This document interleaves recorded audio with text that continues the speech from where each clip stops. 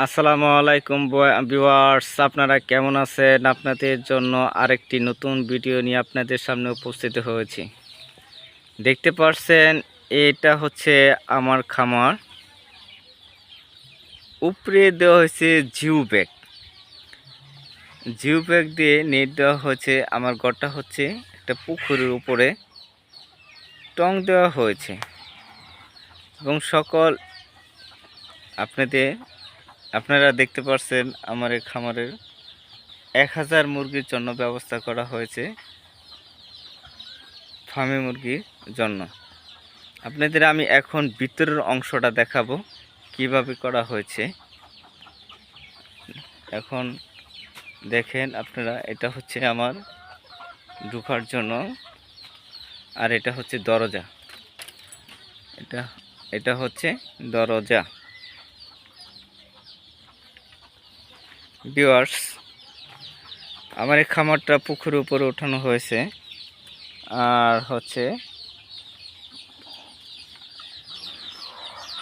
এটার ব্যবস্থা করার মানে হচ্ছে, মাটি থেকে এটা টং করা সবচেয়ে সুবিধাজনক হচ্ছে মুরগির জন্য ভালো।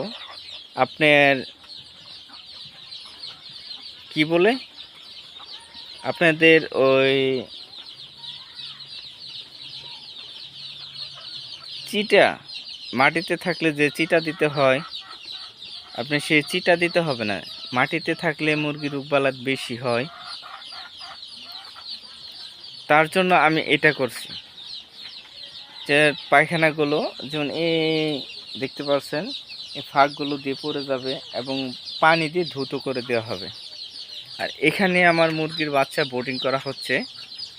এই হচ্ছে মুরগি বাচ্চাগুলো। আপনারা দেখতে পাচ্ছেন, এই বাচ্চার বয়স হচ্ছে 2 দিন। এখানে বোর্ডিং করা হচ্ছে। কি সুন্দর মুরগির বাচ্চাগুলো। আর এখানে এটা করার হচ্ছে মুরগির রোগবালাই কম হবে। আপনার আরেকটা অনেক খরচ বেঁচে যাবে, ওষুধের খরচ কমে যাবে। তারপরে আপনার চিটার খরচ, এগুলো খরচ থেকে আপনি অনেক সেভ হবেন। আর যেগুলো হচ্ছে দেখেন, আমার এই চালগুলো দেখাচ্ছি। উপরে জিও ব্যাগ দেওয়া আছে, তার নিচে হচ্ছে পলি। আর এইভাবে প্রত্যেকটাগুলো সুন্দরভাবে দেওয়া হচ্ছে। আর দেখেন এইভাবে করা হচ্ছে। আমার এই ঘরের জন্য 16